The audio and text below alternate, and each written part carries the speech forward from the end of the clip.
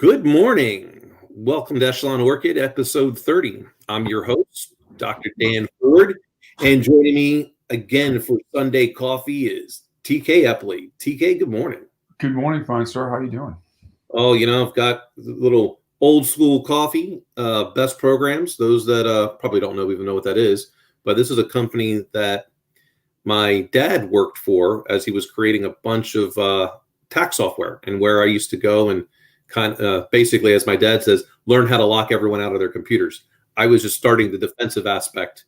Nice. Then, it was about, I don't know.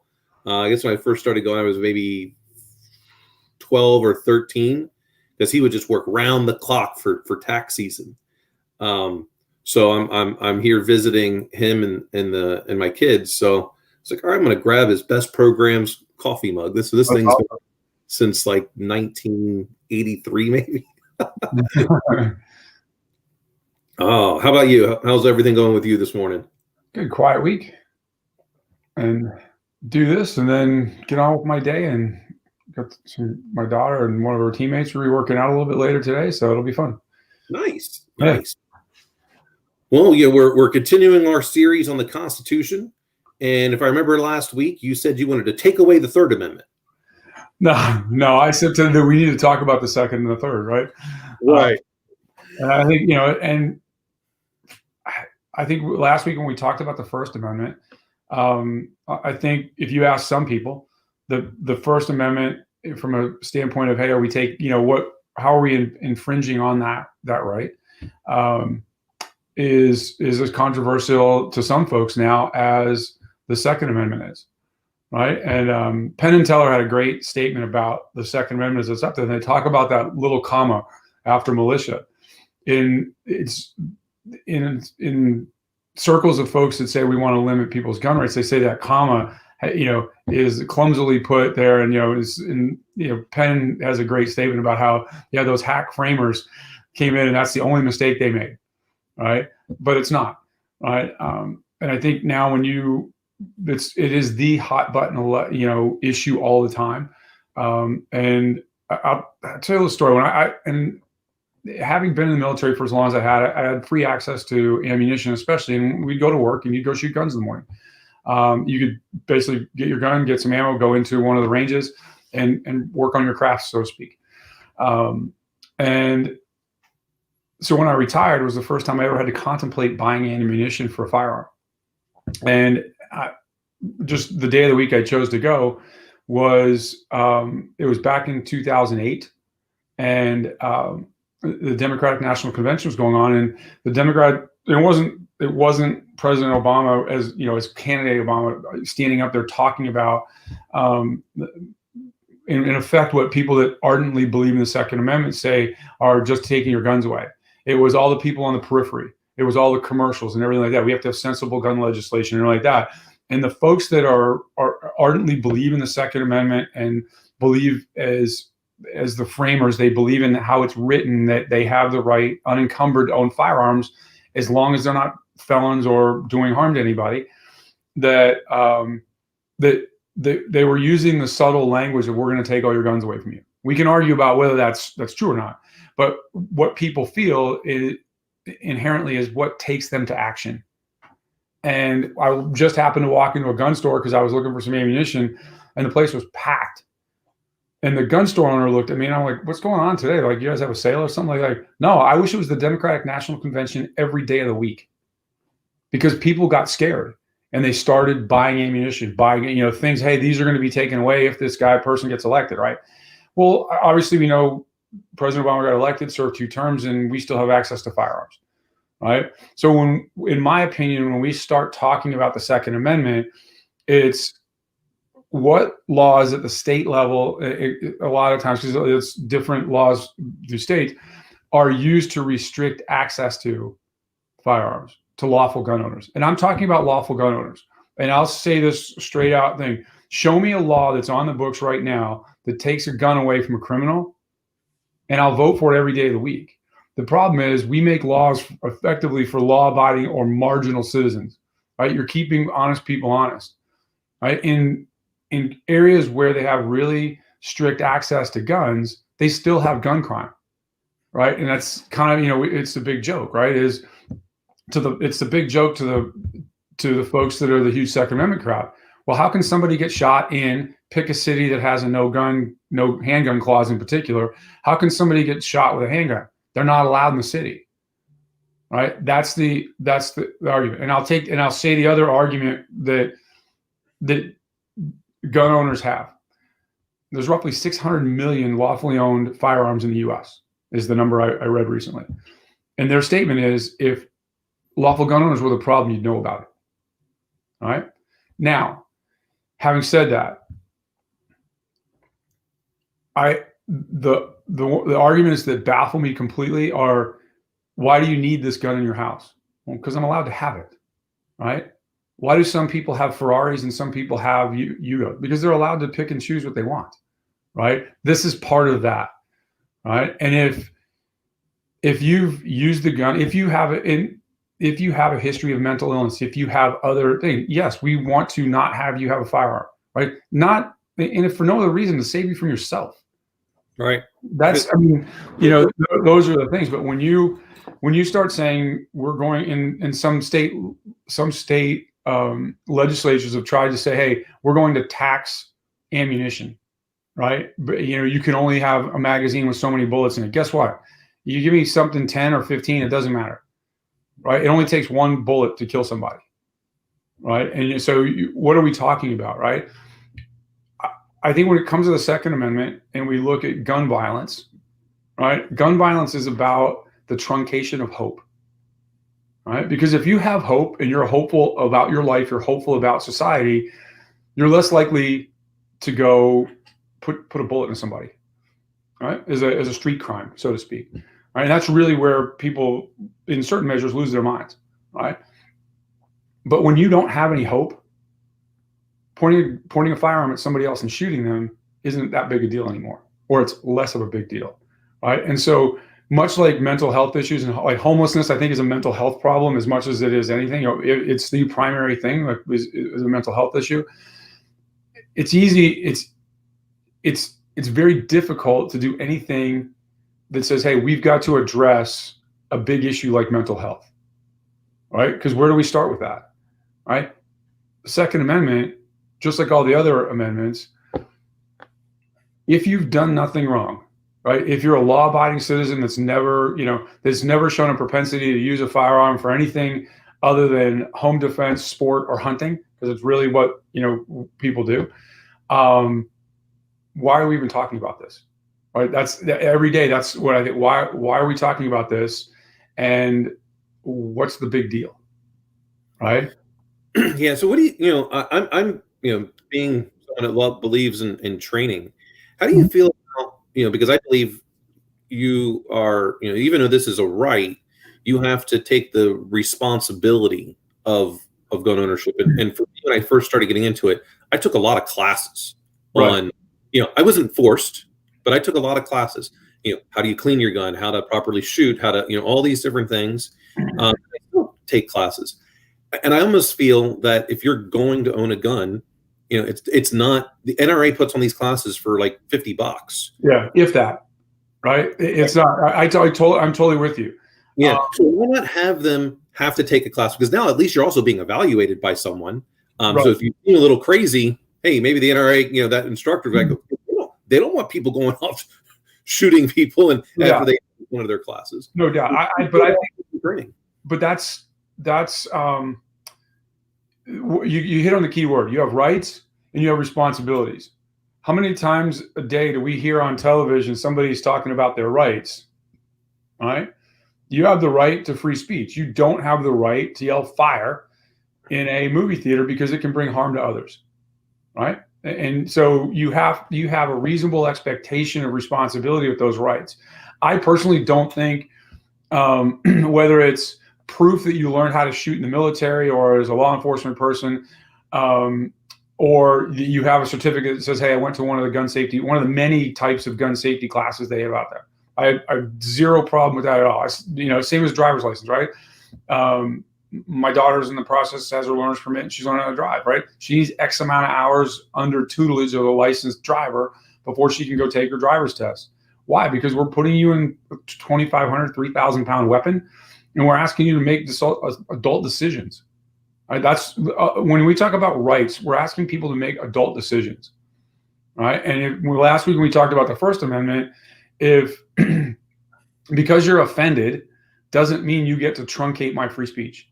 Right? It's my right, and I exercise the responsibility by not saying anything that is going to harm another human. Right? And it's the same with the second, all of the rights that we have built into being an American and being a part of American society. And I'm all about the responsibility. If you misuse a firearm, right? There's one thing, I'll say the blanket, it's easier. If you misuse a firearm, like, let's take that away. It may not be forever, but in the same way that, you go to jail for doing certain, and you get a speeding ticket, you pay a financial fine. You get enough of them, you're going to go sit in the clink for a couple of days and think about what you're doing, because look, again, you're in this massive weapon that can harm other people, and you've got to learn how to behave responsibly with the right you have, with that right or with that allowance to be able to do something.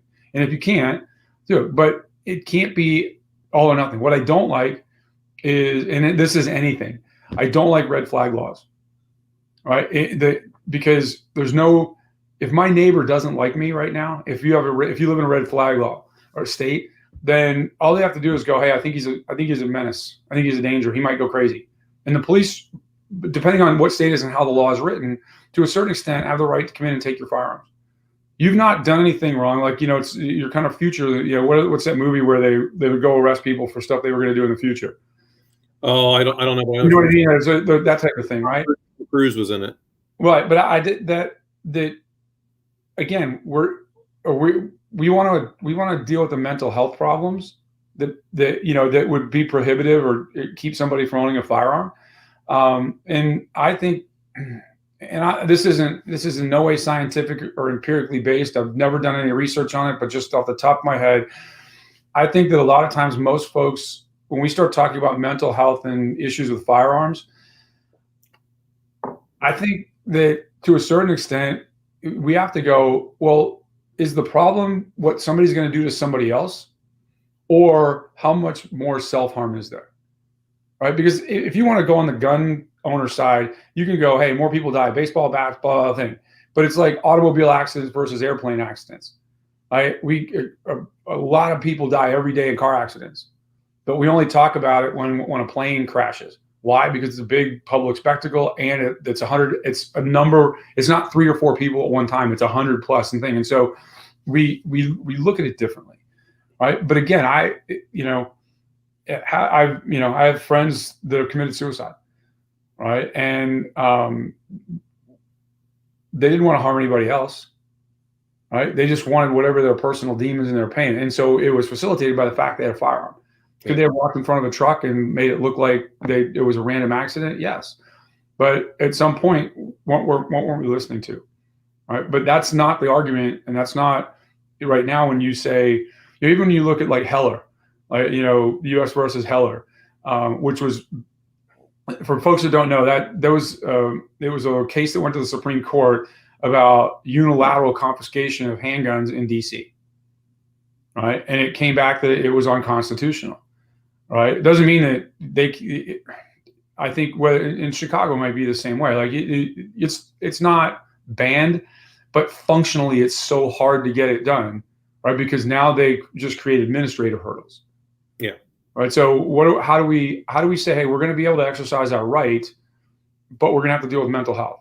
Right. Or we're going to have to really, the hard, again, taking guns away from law-abiding citizens is easy. Doing anything, taking any right away or from a law-abiding person is fairly easy. They'll be grumpy about it. They'll bitch. They'll complain, but they'll comply because that's the nature of law-abiding citizens, right? When you have either people that are like, "F you, this is my right, and you can't take it away from me," and then then you're at a standoff situation somewhere in the wilderness with a dude that's labeled a crazy person, because at that point they've gone into that realm. Or you end up with, pick your major American city, and gun violence.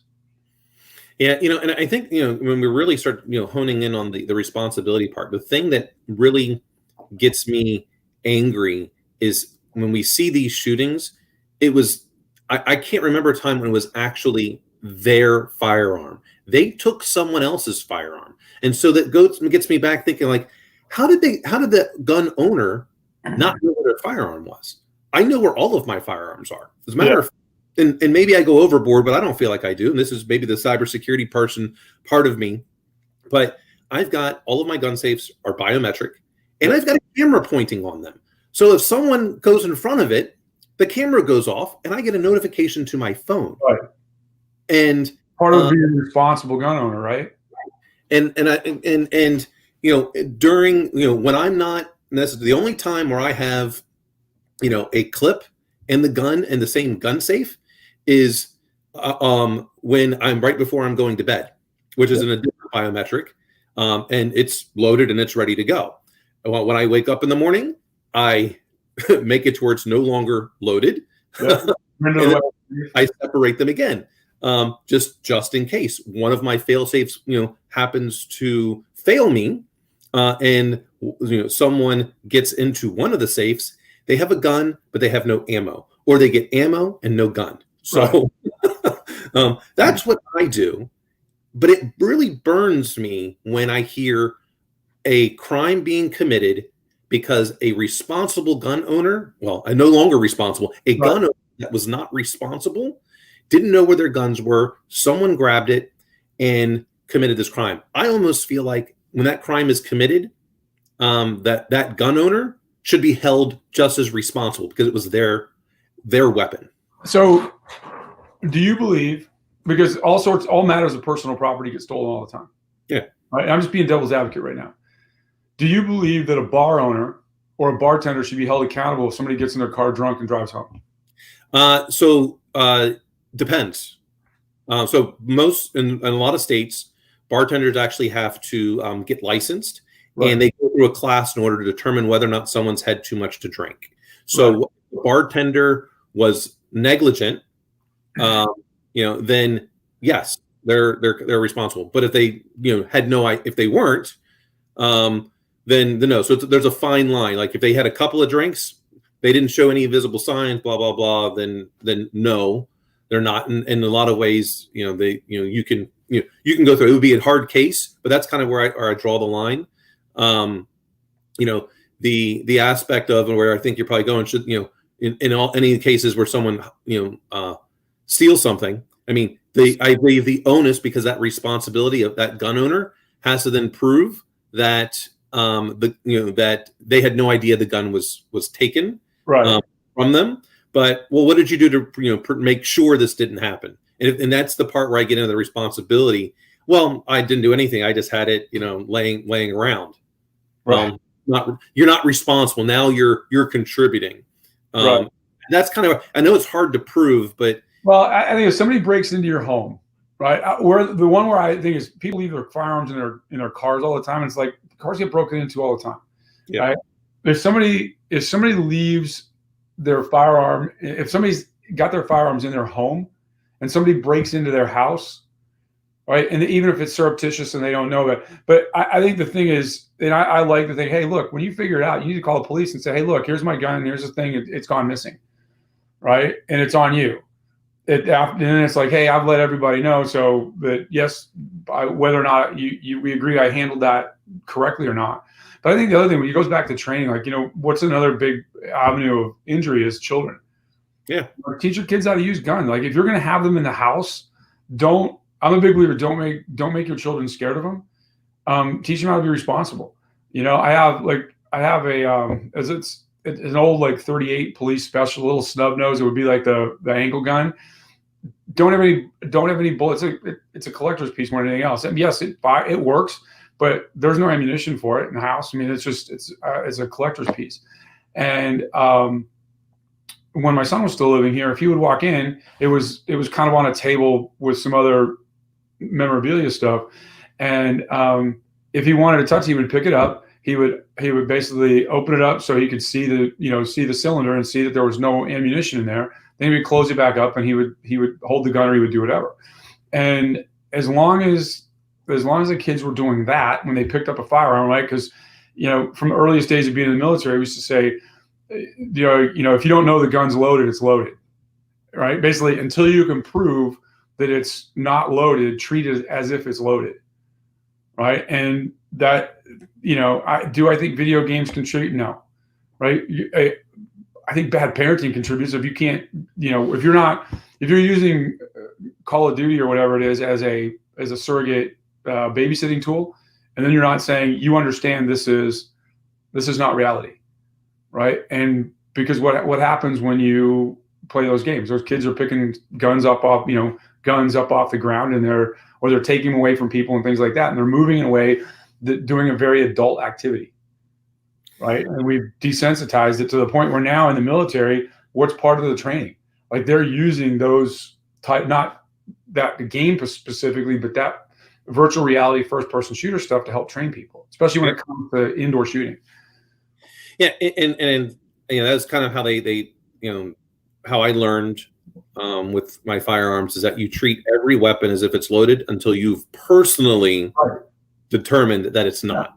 And I've said, and I've had both of my sons, they've both gone through the training classes as well. Yeah. It's all right. This is what we're going to do. Everything, clear the gun. I've got a great, great video of my younger son. We were visiting my mom down in South Carolina. So we went to go shoot some guns. It was over the 4th of July weekend. So we went and shot some stuff. And, the gun was likely very dirty because it kept essentially jamming. So every single time, he ejects the clip, he starts clearing it, and then then he puts it down, and I come over, take a look at it, just to make sure. Right. All right, my guess is the gun was probably needed to be cleaned. It kept jamming, but each time he knew. All right, fired, nothing happened. He set the gun down for a moment, and then he picked it back up, ejected the clip, started clearing it, and then I took a look. So it was perfect. Like it was the training, matters because it's everything. Yeah, because it removes fear, right? And when you're afraid of something, you're more likely to make a mistake with it. Yep. Because what incompetencies you have are magnified. Yeah. Right. And like I said, what do I need to know? Like as basic as pick up a gun is how do I render this thing safe? Yep. And once you've done that, we can work on the rest, right? How when you point it at something, how do you get to the point where that bullet goes exactly where you want to point it? And I'm talking within small circle, right? That is, I think that's the key. And you remove the fascination with it, right? And say the thing. But at the end of it, when you get back to the constitutionality piece of it. If an American is, legally or lawfully, they've not done anything that would prohibit them, this argument of you can't have this gun because it's too big, it wasn't meant for hunting. Well, guess what? The whole Second Amendment was not written around hunting. Right? It was written around personal protection. I go back to what I said last week. In particular, the Bill of Rights. The 10 things in the Bill of Rights were expressly to prohibit what the English had done to the colonies from happening again, right? And to not to create a pseudo monarchy, because there was, George Washington was like, he didn't want to be a king, right? And though that more than anything else, right? It baffles me. Like, do I need to have a 50 cal machine gun in my house? No, right? But what if I own one, right? I look at it this way. It's just like anything else, right? Being in the military in the position, I had a security clearance. I had a top secret and all this other stuff going with it. Well, there was numbers associated with it. 1, 2, 3, and 4. 4 meant you had a higher clearance within top secret than the guys who had a 1 or a 2 next to it. And what it was about was access to information, right? And when I moved from one particular job in the organization to another one, I didn't require the 4 anymore. I only required a 2. So I went to the special security officer and I said, hey, read me out of these programs, and I want a 2. And they're like, you're the first person to come in and actually say you want it to be lower, because there's, in the intel community, there's a status of people in the numbers, and I've got a higher security clearance, right? He's like, but why do you want to go back to 2? He goes, I mean, because if somebody with a 4 does something stupid in the middle of the night, everybody with a 4 on their ID card is going to get called back in. I don't want to get called back in, right? So I don't want access to the information, right? Should I have the right to own a 50 caliber machine gun? Absolutely.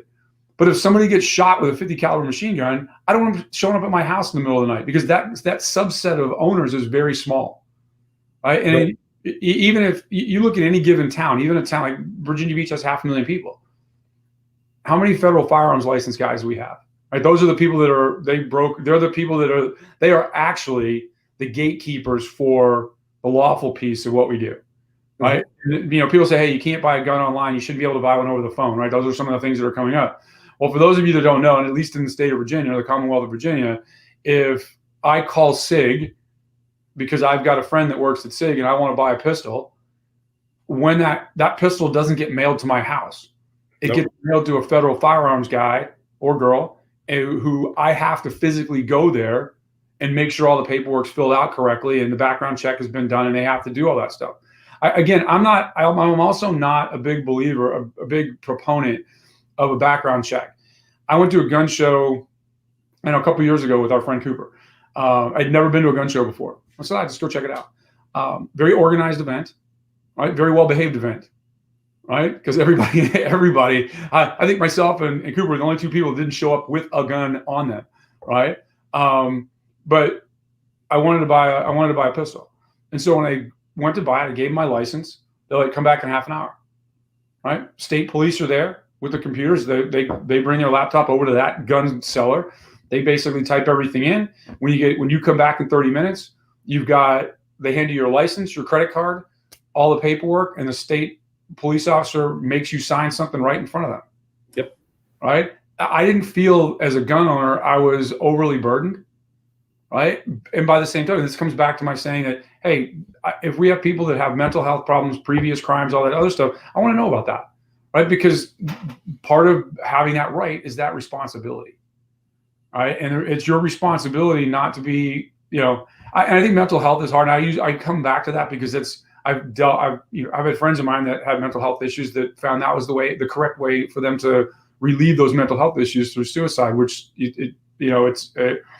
it's amazingly heart-wrenching to think about that, and to where you get to a state where that's your only option, right? And but the rest of it is, hey, and it's always a give and take, right? People are like, well, most lawful gun owners they're like, hey, yeah, that's fine, do a background check. Well, now you're going to restrict what I can own. Now you're going to do this. Well, why did I get a background check in the first place? And I hear these things all the time, right? But the net of it is, we always come back to, you have a right, exercise a responsibility.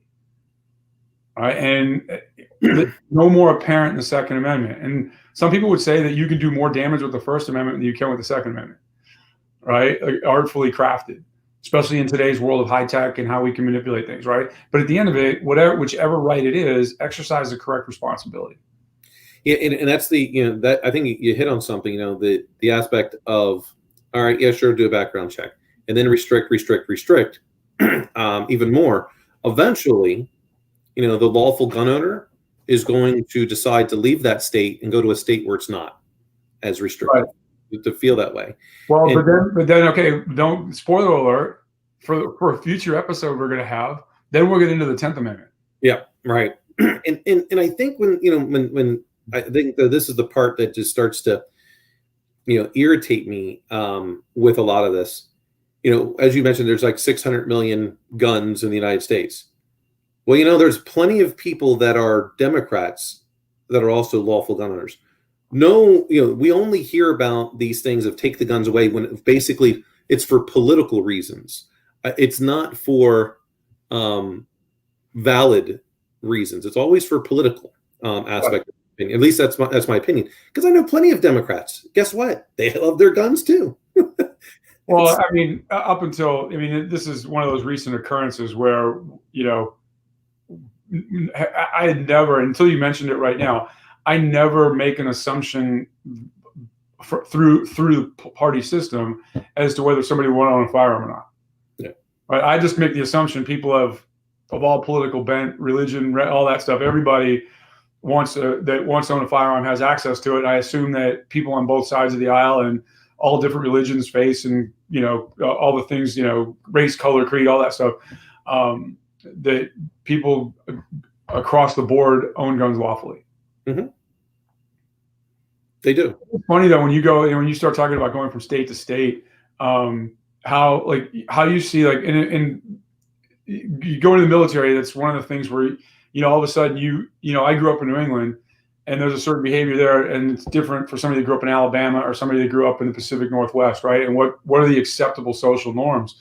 And I had a couple of buddies of mine that they both grew up in LA County, and they got pulled over, and they literally, like, when they get pulled over, their hands are out of the car thing, because that's the other thing I think is one of the tough things about being a cop is you get out of a car and you start walking up on a car, you have no idea what's going on in the car, right? That's a very fretful thing. I think we've talked about law enforcement and heavy-handed law enforcement and some of the the abhorrent things that have been going on in the public frankly for years, that now we're catching because of body cams and the camera nature of society anyway. Again, it comes back to training, right? We're talking about individual responsibility of training. Well, how much training do we give law enforcement, right? But how do you, think about you as a person, every time you get out of your automobile and walk up on another automobile, you want somebody to have their hands out of the car because you're afraid you might get shot, right? But you go into the rural South, that's a different animal, right? And it's a different animal to different groups of people. And, some of it's just having your hands up on the car and stuff like that. If you have a firearm in the car, when the police walk up, go, "Hey, I have a firearm in my car," and tell them where it's at, right? You want to ramp down. One of these weekends, I've buddies of mine that are police officers. We should bring one of them on and just say, look, get their perspective and say, what's a sensible thing to do, right? Because if you don't have a concealed permit, but you're transporting a firearm from A to B, there's a protocol for that, mm-hmm. right? And depending on the state, like sometimes if you have a firearm, if you have a pistol in your glove box, it's not considered to be concealed. But if you have it a console, it's considered to be concealed because of what I have to do to grab it. It has to do with whether or not it's within reasonable reach of the driver, and that's why the glove box is there. I've transported my firearm in an airplane, right? It's got to be checked baggage. The gun has to be kept in a TSA with TSA approved locks. All those kind of things. It's not difficult. It's a little bit more complex because you have to show all these things to the airline. Here's this. Ammo can't be with it. It's got to be in a separate container. It's got to be these things. The process, right? And here's the thing: anybody reasonably think that it's a good idea to strap up walking onto an airplane? Right? No. Right? Now, if they do, then we have to have a different discussion, right? Yeah. We've being in the military, moving stuff around, especially with some of the bigger guns. We've got to the point where you've got sniper rifles and stuff like that, and you're literally out next to that gun until it goes in the belly of the airplane. You get down and you walk with them. That's a different thing because these are it's government property at that point, right? But like I said, if you get your handgun in your handgun case, it's locked, and I'd almost advocate, you're flying somewhere, just go buy ammunition when you get there, have it delivered. Well, that's what I did. When I just so the gun is is put in with the slide back and it's locked, and then the clip is out so they can see everything, that it's not loaded, all this kind of stuff. And then I lock it up and go. Yeah. I just buy ammo when I get to wherever. Yeah. In a car, for me to be in terms of so to speak being safe, I have a it's a magnetic folder and then it has a proper lock on it, and it's knife proof, so you can't take a knife and just and that's what I use to when I'm transporting it, and it's locked. Well, and because you live in Maryland, well, you've lived in Maryland, and I'm saying this out of ignorance. I've heard what I think to be correct, but I'm not sure that it's correct. That you can't have the ammunition and the weapon in the same compartment of the car. Like you can't put a gun and the ammo in the trunk. Like something has to be in the car. They have to be segregated. Is that true? I don't know. I never owned a gun in Maryland, so I don't know. Like I didn't own my first firearm until I moved to Indiana. Okay.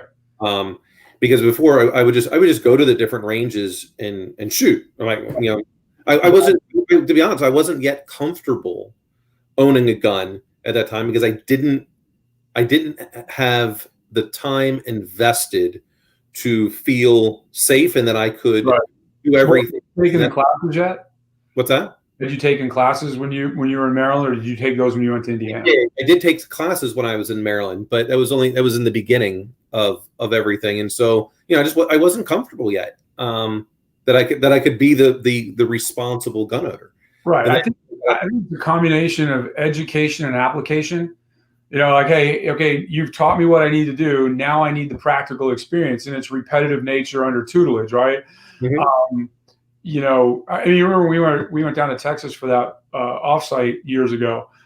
Everybody there, some people with long guns, some people with shotguns, and then I said, I'll take the pistols. And it's like, why? I said, because for a novice user, it's kind of hard to turn a shotgun around on yourself.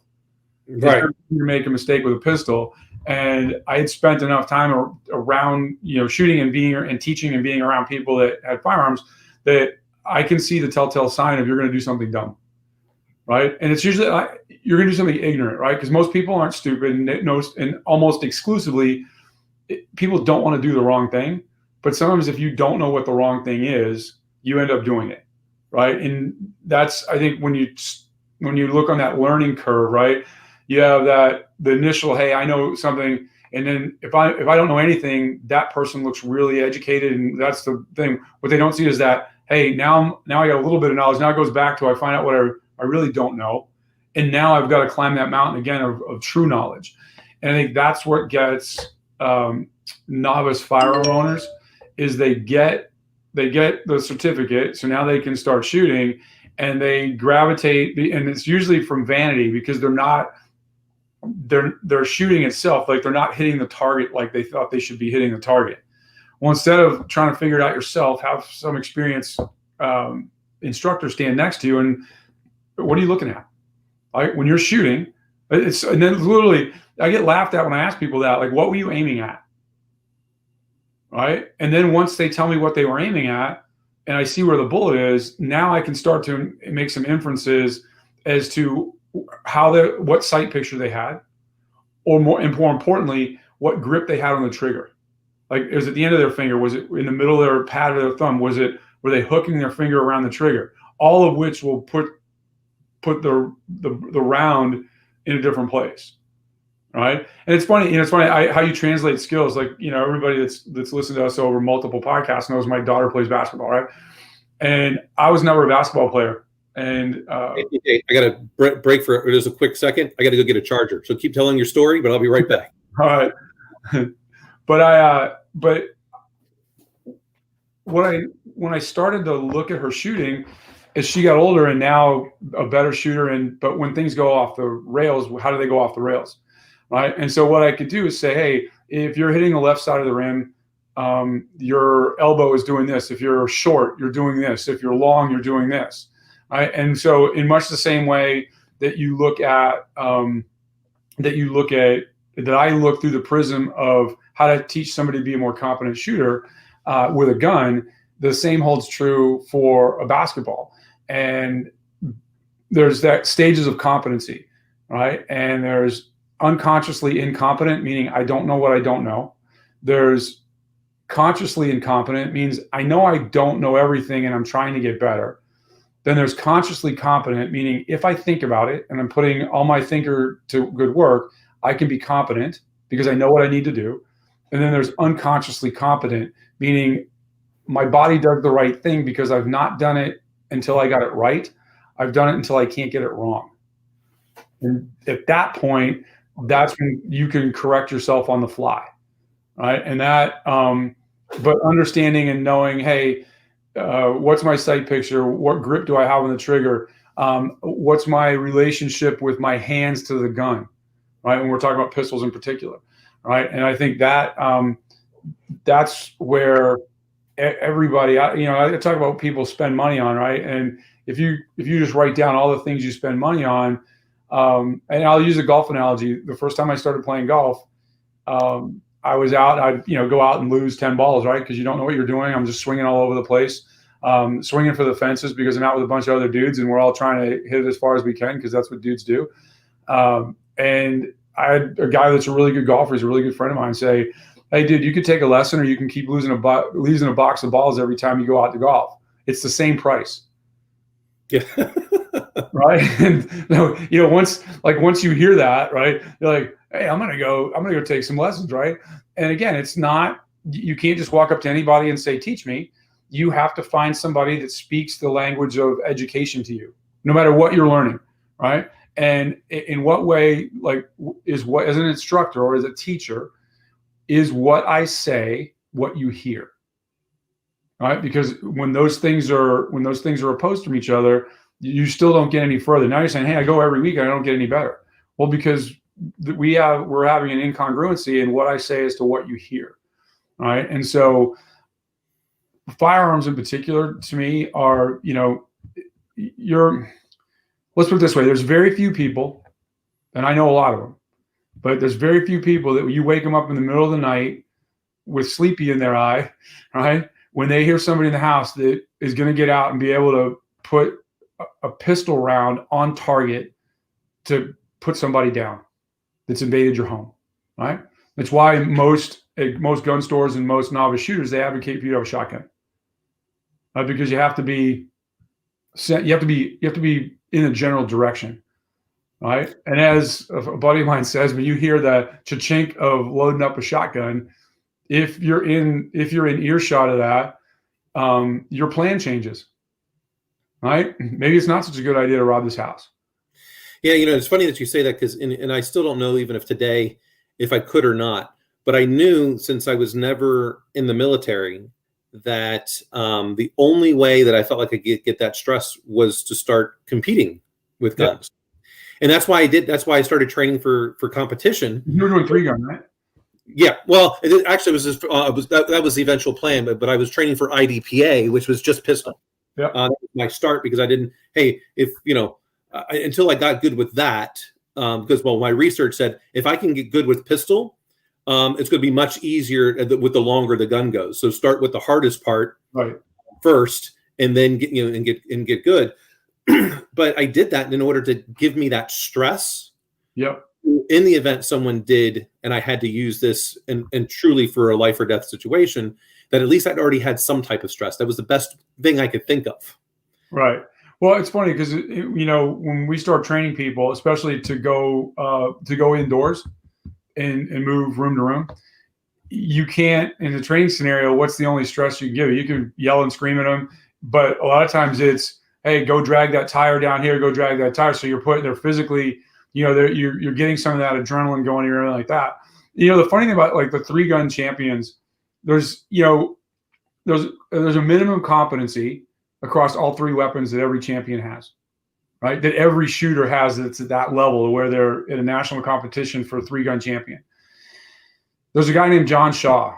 He runs a shooting school now.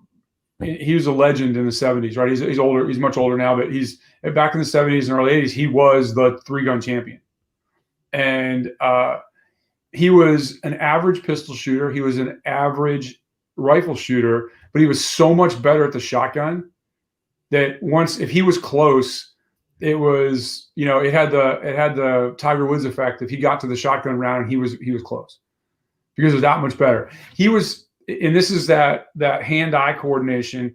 We were down there shooting shotguns, and there's one where you turn around to the house and the pigeon comes up over you.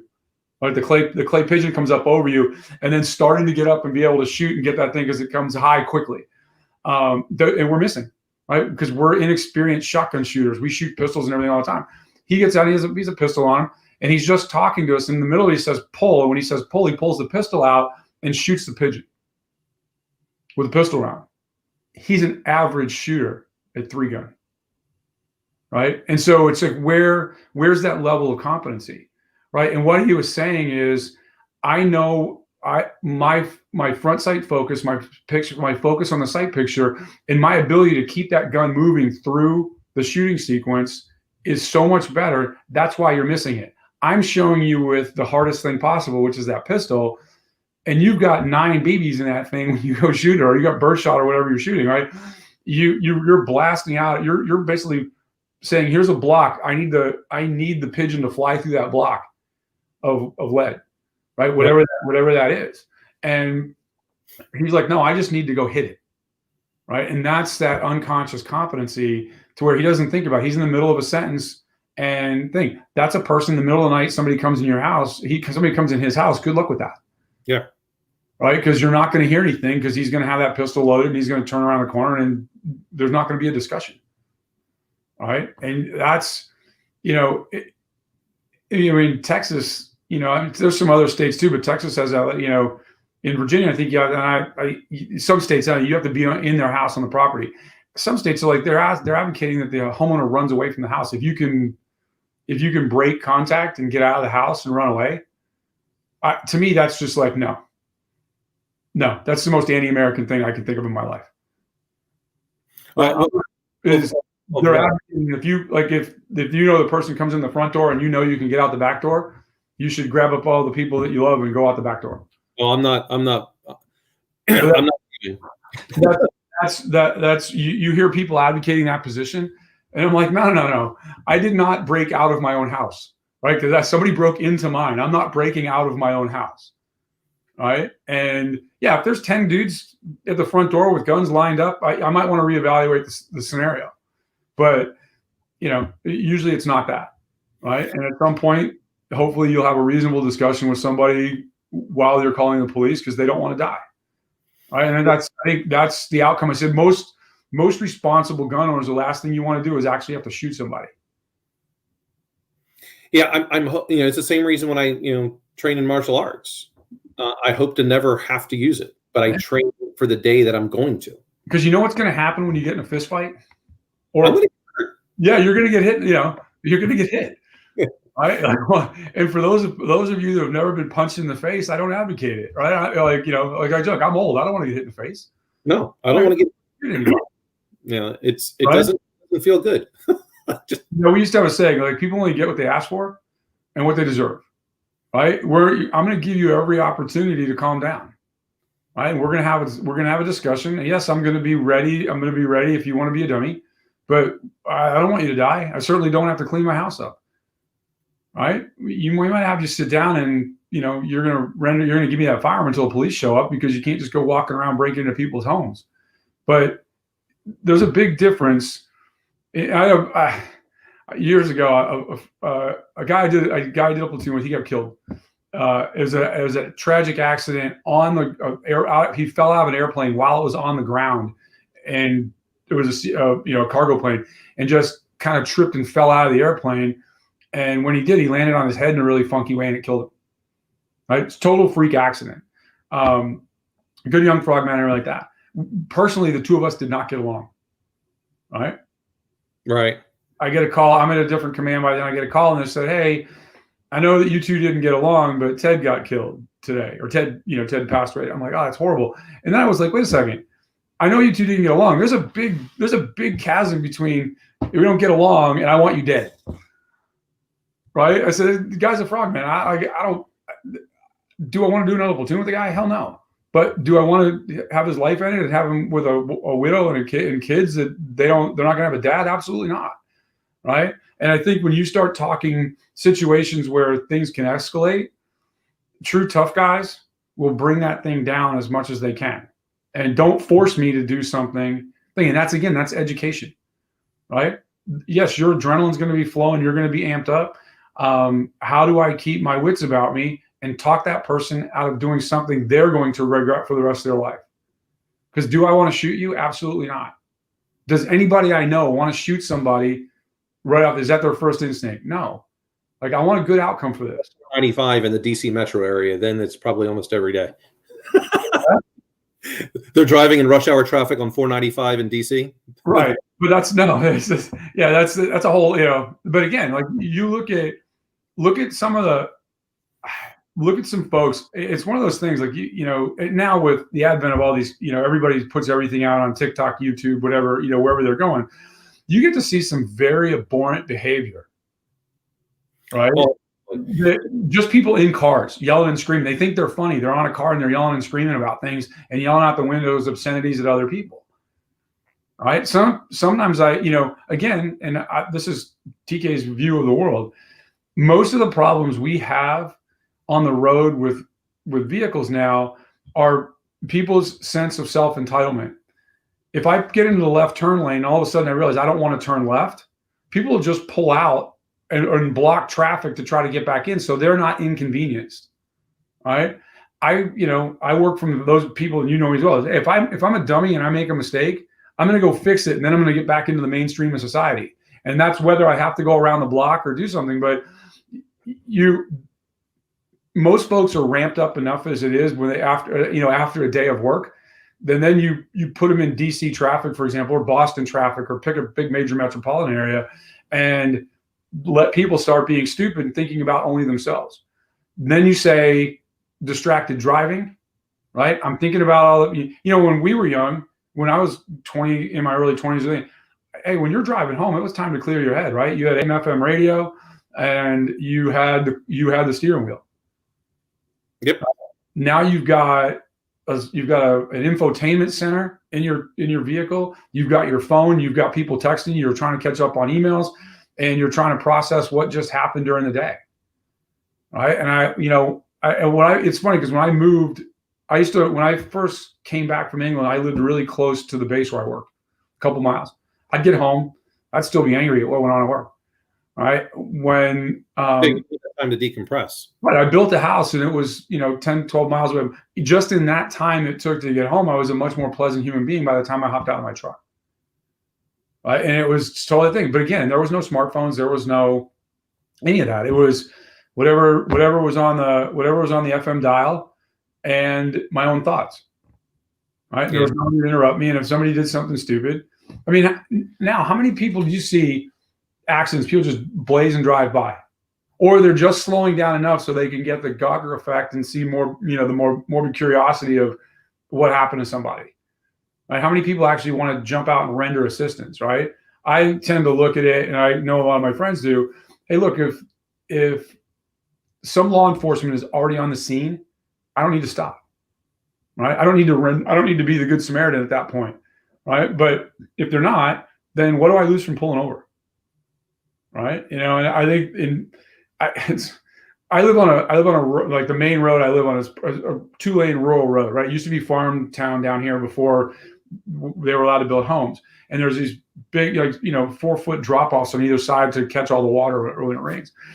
And on the straightaways, and I don't get it, nobody gets it. At least once or twice a week, somebody yard darts their car in a ditch, and it blocks both lanes of traffic to get it out, and people flip out. It's like, hey, do you actually think that person wanted to drive into the ditch?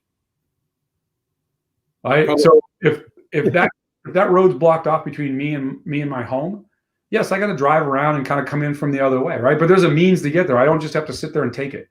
And getting, losing my effing mind about it isn't going to help out either. There's a lot of things that are like that. As you were talking about from the training aspect. So, my carry permit is the one that I have. I can carry in 31 states, and in Indiana, I'm allowed to open carry. Yeah. But I don't. And people are like, well, why don't you? Well, I'm not looking to make other people uncomfortable. And I also kind of go, well, if people see it, then I kind of defeat the purpose of the aspect of them not knowing. I don't want to show everything that I've got. Yeah, I think there's some accountability aspect to that too. Yeah. Sorry to all my accountability listeners. Yeah, my instructor that I had, he's like, look, the worst thing you want is people that are they're on the fence. They don't know if they're for guns or against. And if you're wearing it and they're uncomfortable, you might have just pushed them to the side of they're against. Right. So just conceal. But the best advice that he gave me, which I still have to this day, is I have insurance for being a gun owner. It costs me about $500 a year. Mm-hmm. And it's through USCCA or something like that. It's about $500 a year, and they constantly, they send different things, especially with all this stuff during COVID that's going on, because people are like, oh, okay, yeah, you have the right to your gun, but understand that in order for you to maintain that right, you may have to fight for it in court. So another reason to don't open carry, because someone's going to call the police or whatever, and you may have your gun taken away, and then you got to go to court to get it back. But that if I'm carrying it, there might be if I have to use it, I'm more than likely going to jail for a little while. No matter the police are going to show up. I'm going to be in cuffs, and I'm going to go to jail. Now I may very eventually be seen as no charges being left, but I'm still going to do that. So I have the insurance to make sure that I've got bail bond money is already going to be put up, and I have a defense attorneys. All these things are all lined up, because maybe this is a part of the responsibility piece. Again, I know if I have to use it, I'm gonna have to defend my actions, and I may be smart, but I'm not a lawyer, and even if I was, I wouldn't defend myself. I think, especially in the last 6 or 8 months, it's when we start talking about defund the police, and we talked about this on one of your other podcasts, do we want them defunded, or do we want them properly trained?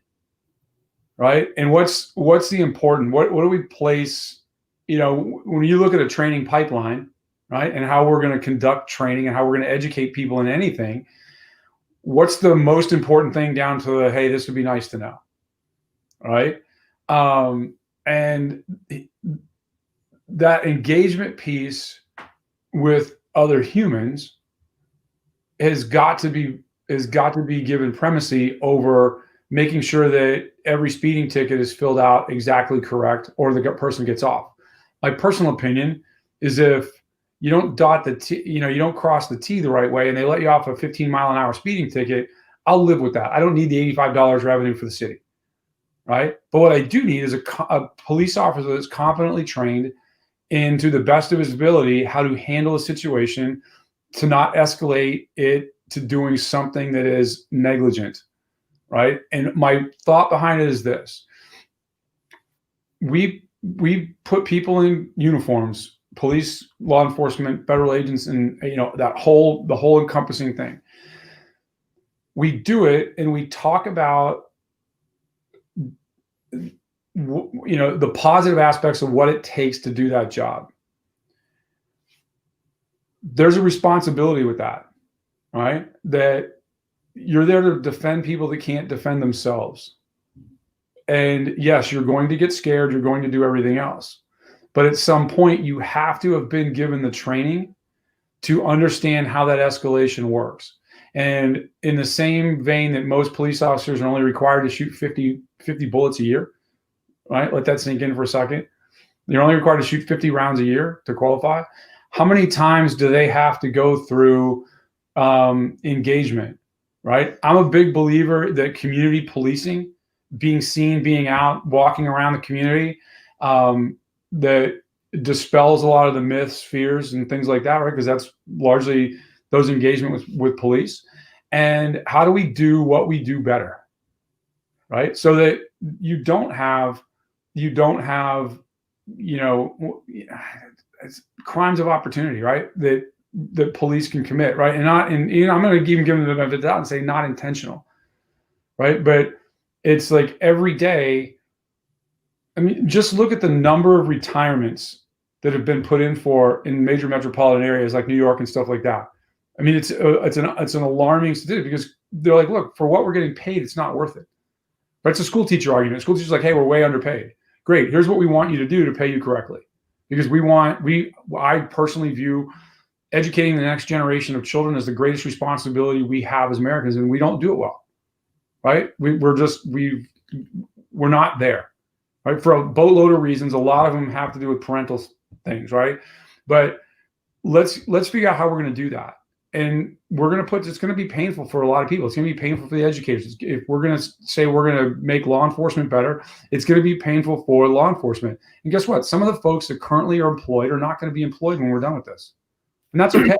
Yeah. Right? We want to get to the right group of people policing and being protectors and advocates for safety in our communities. And if half that police force has to go, we got to go get a new half. Well, let's go do that, right? And we'll figure out the money behind that to make that a reality, right? That's doable, right? There's a government from federal down to dog catcher at a town. We waste a lot of money, right? Let's go put that where it belongs to make sure everybody's properly trained. And when somebody violates that trust, the penalties are so severe, right? That's, law, and it's almost, it's not like the old public shaming type thing, but hey, we're not going to wait around, right? We're going to treat every interaction like that as if it was a criminal that did it, because you have to be thought of engaging. I think in your mind, it has to be in the back of your mind that, hey, I can't, it's like when you see people overseas, soldiers and sailors, airmen, Marines overseas, and they get dead people and they're holding them up by their hair and stuff like that. It's infuriating, right? You're just like, dude, this is not who we are as Americans, right? This is why people end up hating America, and why. So law enforcement, right? You take it to be a bad guy. Yeah. Did you see the last one in Philadelphia? No. Which one?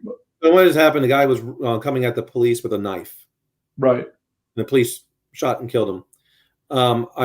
Some people are going, why didn't they pepper spray him? Well, pepper spray, I don't believe would have been effective, and it's only effective in less than 10 feet.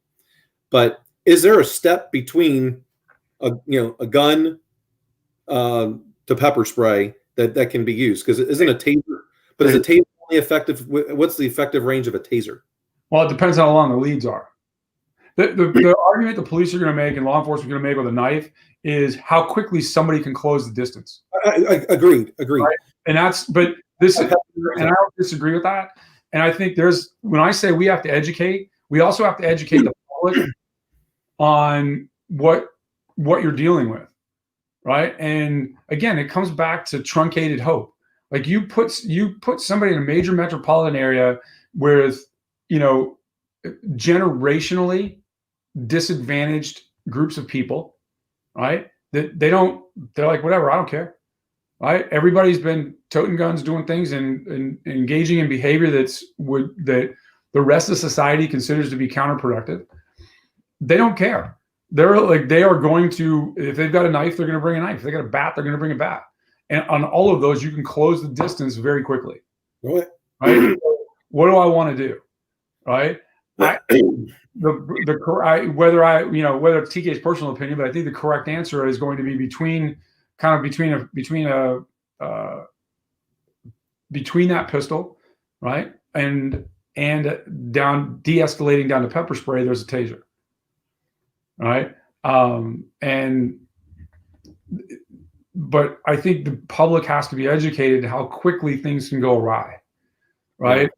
Yeah. When you look at some of the things where the ones that make the news that are, you just want to go, what was somebody thinking? Right. At some point, like, go put that person in handcuffs because they're just, and I don't care if they got a badge on or not, they're not doing the right thing. Whether it's, kneeling on somebody's head, things like that. Hey, handcuff them, get them in the back of a police car. Right. You don't handcuff somebody to restrain them for any other purpose than to help them save themselves. Right. You're removing options from them. Right. Somebody's so ramped up, they're high, they're drunk, they know there's arrest warrants out. Why do people? It's that flee mentality, right? Why? Because they've already got outstanding warrants. They know they're going back to the penal facility and being inhabitant of the correctional facility if they get caught again, right? What's the psychology behind that, right? How do and then how what are we doing with high speed chases? Well, guess what? We don't teach drivers how to drive. We don't teach police officers how to drive those cars like that, right? Or very little. When I'm talking proportional hours in a training course to learn how to do that, right? That's an art as much as it's anything else. Pursuit driving, because what's the other thing you're trying not to do? You're trying not to hurt law-abiding citizens, right? And again, somebody's in there. They're on their phone. They've got the radio turned up. They're pissed off about work, and they're driving home. They're in the fast lane. They don't even see or hear the lights coming behind them. All right. And this, hey, I'm going to move over. I saw it yesterday. There was an EMS multi-lane road. Everybody pulls over. And as soon as it pulls over, there's this big race, almost everybody to get back in the lane they were at and keep the same pace. Like they were almost annoyed they got slowed down by EMS. A poor EMS person's going, potentially to go save somebody's life. Yeah. Right. And you're going to get worked up because you had to slow down for a second. Right. But when you start talking about, that's the conundrum, right? I like it when they take reporters out that largely have never shot guns before and like that and say, and they put them in the scenario where you've got paint rounds, right? So that you've got to deal with that interaction and how quickly that gun can appear, right? Because when you're dealing with somebody, you want to deal with them at some proximity, right? And the closer they get, the worse it is for the both of you, right? You want to talk them down from a perspective of, hey, we've got some distance between us, so that if either of us does something dumb, and that's law enforcement and the person on the other end of that exchange, then we both have time to back away from the dumbness, right? But once you remove that and people start to understand that, and you have a more well-educated police force, then you get back to the basis of community policing and all the other things like that, right? Because in any group of people, right, do I think there's bad cops? Absolutely. Do I think it's 25, 30% of the force? Absolutely not, right? And what happens when people stop wanting to police their own communities, right? I mean, Al Sharpton was on one of the news programs recently, and his statement about defunding the police, and this is a guy that grew up in the streets. We can argue, he elicits a lot of emotion, right? But sometimes you just have to listen to what people say, whether you agree with them or not, like every time, right? That's free speech. And his statement was this. He goes, this defund the police just sounds like it was made up at a country club in Greenwich, Connecticut for people to feel good about themselves. He goes, if you live in Harlem, because he grew up in Harlem. He goes, if you live in Harlem, you want more police, not less. What he really means is you want more competent policing, right?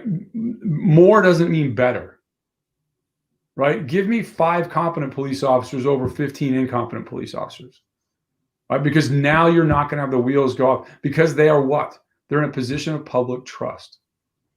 And when you're in a position of public trust, if you violate the trust, the penalties need to be much steeper than if you're not in a position of public trust, right? That's how you keep honest people honest. And I don't care what walk of life you're in or doing. That's my opinion as to where this needs to go, because that's the only way it's not going to be mayhem. So a taser then can be, if the leads are long enough, 20 feet, no issue. Right. Again, it would have to be training, because you have to still be accurate.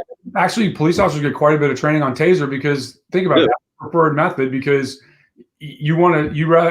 let's knock somebody down. Let's de-escalate the situation. Right. Yes, that's a little painful, but they're not dead and they're not bleeding. Right. So let's remind them that, they have to calm down. Right. And I say that kind of jokingly, because if you've ever been hit with a taser, you're quickly reminded of your responsibilities to calm down. And then let's take them into custody and do it in a way that's respectful.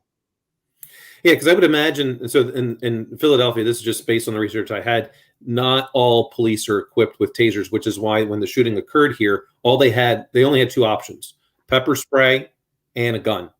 With this guy, either they have to keep, and if you look at kind of the times you live in, pepper spray, if you take somebody who's high, and depending on what they're high on, pepper spray is not going to slow them down. It's going to agitate them even more. And right. Also with pepper spray, the guy is still able to go like this with a knife. That's what I'm saying. You're going to agitate him more. It's not going to slow him down, and you're going to make him a more determined foe. And that's where you say, hey, I'm going to give you the opportunity to save yourself, and I'm going to back up. Right? Yeah. It went on for a while. It's unfortunate that they didn't have tasers on them, because I think they probably would have. I felt that they were left with no other option at that. I usually don't pay attention to, I guess I don't pay attention to Virginia Beach police that often, but I'm pretty sure that all of them have tasers. The big yellow ones, right? And it's it's kind of a cross body thing to come out with a taser as opposed to going for your firearm, right? Is a comfortable holster position. But again, this is in life, right? This is what do you do at work, right? Somebody walks into your office and they're all ramped up and they want to go and they're invested in it. You're like, all right, come on in, man. Let's sit down for a second. Let's have a chat, right? And you're trying to de-escalate them so you get rid of that. You get rid of the irrational piece of what they're talking about or what they're doing, right? It's hostage negotiations the same way, right? Like what am I trying to do? Number one, I'm trying to find out what you really want, because usually what you're asking for isn't what you really want, right? And then I'm trying to calm the situation down enough to where we can have what I call a non-contact resolution, right? I don't have to punch you in the face. I don't have to shoot you. I don't have to stab you. We don't have to put the SWAT team in the middle of the room and drag you out of there by your hair, right? You come out and we make, as law enforcement, whether it's through a negotiator or whatever, we make a compact with you that if you come out, we're going to behave in a certain way as long as you behave in a certain way, right? And that's in business, that's in anything, right? That's where we want to slow things down, and because that's another problem when you have these kind of interactions is time speeds up, right? The world starts, a minute lasts 10 seconds, right? You're like, oh man, I felt like I was out there for hours. No, you're out there for 2 minutes, right? Because everybody's ramped up and you're trying to get to this quick resolution. And when people start pointing guns at each other, how do we do that? Or it's the old joke about bringing a knife to a gunfight. Well, a gun at a knife fight or a knife at a gunfight, I'm saying, is very effective lately if you're dealing with law enforcement, because they're in a predicament where they can move away, right? They've got to fire. Eventually they can fire that gun. But what do I do to de-escalate between the time that person pulls that knife and the time that I have to discharge my weapon? Right. And I don't know the statistics, but I'd also like to see the statistics. If you start getting further than 10, 15 feet away, for how many rounds actually hit the target the first time from a firearm, from a police officer, right? Because they're not required to, and have the time and get paid to go to the range and shoot all the time, right? And that's, and I've heard different, working with different police departments over the years, I've heard different reasons for that, right? And none of them like hold water with me. Like if you're a law enforcement person and you're part of your job is to carry a gun every day, you should be the best at carrying that gun you possibly can be. And your employer, the city of pick a city, should buy the rounds, right? Yeah. Or go to the range, the city range for wherever your city shoots guns, or police officers shoot guns.